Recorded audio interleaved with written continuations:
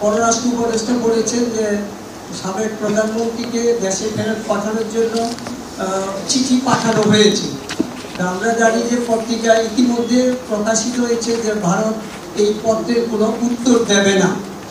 এই জাতীয় কোনো কথা বা তথ্য কি পররাষ্ট্র মন্ত্রণালয়ে জানা আছে, এবং এর পরিপ্রেক্ষিতে আমাদের পররাষ্ট্র মন্ত্রণালয় কি ব্যবস্থা নেওয়ার আইনগত ভিত্তি আছে, এটা যদি আপনি একটু বলেন।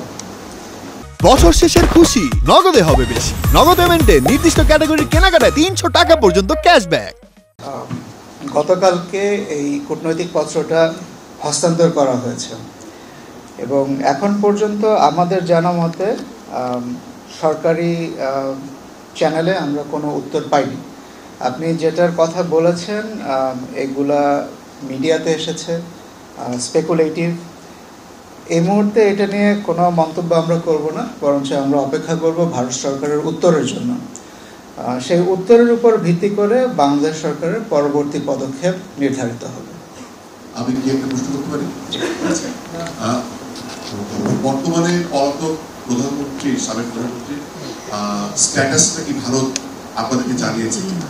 সে এখানে নাগরিকত্ব নিয়েছে কিংবা অ্যাসাইলাম নিয়েছে, যা খুশি তাই করেছে, কোনো সমস্যা নেই, সেটা স্পেসিফিকলি আপনাদেরকে জানিয়েছে?